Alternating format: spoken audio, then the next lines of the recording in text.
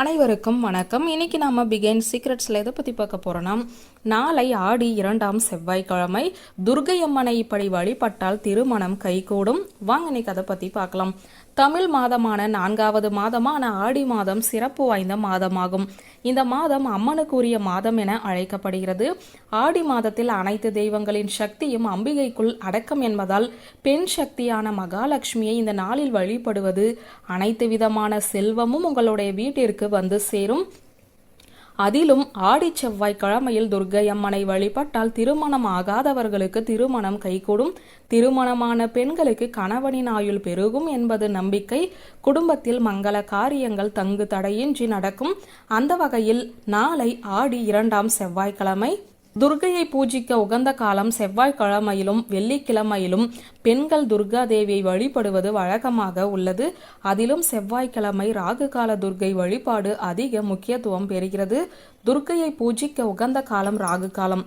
ராகு தோஷம் நீங்க இந்த வழிபாடு நடைபெறுவதால் ராகுவின் அதிதேவதையான துர்க்கையை ராகு காலத்திலேயே விளக்கேற்றி வணங்கிட வேண்டும். இந்த பூஜையின் போது அம்மனுக்கு மல்லிகை பூ அல்லது மஞ்சள் சாமந்தி பூ மட்டுமே வாங்க வேண்டும். அம்மனுக்கு அர்ச்சனை செய்வதாக இருந்தால் சாமி பெயரில் அர்ச்சனை செய்த பின்னரே விளக்கேற்ற வேண்டும். விளக்கு ஏற்றிய பின்னரே 3 சுற்றுக்கள் வலம் வந்து நமஸ்கரிக்க வேண்டும். அதன் பின்னர் 20 நிமிடங்கள் அமர்ந்திருக்க வேண்டும். அப்போது துர்க்கை பாடல்கள் சொல்லியவாறு இருக்க வேண்டும். 21வது நிமிடம் கோயிலை விட்டு வெளியேறிவிட வேண்டும். வழியில் பேசக்கூடாது. ராகுவால் உண்டான கஷ்ட நிவர்த்தி பூஜையானதால் நவகிரகம் சுற்ற வேண்டாம். துர்க்கை அம்மனுக்கு உரிய மந்திரத்தை டிஸ்கிரிப்ஷன்ல கொடுத்திருக்கேன், பார்த்து படிச்சு தெரிஞ்சுக்கோங்க. நோய்களால் பாதிக்கப்பட்டவர்களின் பிரச்சனைகள் தீர செவ்வாய்க்கிழமை மாலை 3:30 மணி முதல் 4:30 வரை ராகு கால நேரம். இந்த நேரத்தில் 5 எலுமிச்சை பழங்களை எடுத்து 2ஆக வெட்டி கிண்ணம் போல அமைத்து அதில் சுத்தமான நெல்லெண்ணெய் அல்லது நெய் ஊற்றி திரியிட்டு அம்மன் சன்னதியில் வைக்க வேண்டும். இவ்வாறு 5 எலுமிச்சை மூடிகளில் மொத்தம் 10 விளக்குகள் செய்து ஏற்றலாம். அப்படி ஆடி மாதம் வரும் 5 செவ்வாய்க்கிழமைகளிலும் விளக்கேற்றி வர பித்ரு தோஷம் திருமண தோஷம் நீங்கி நல்ல பலன் உண்டாகும். உடனே திருமணம் நிச்சயமாகும், குழந்தை வரமும் கிடைக்கும் என்பது ஐதீகம்.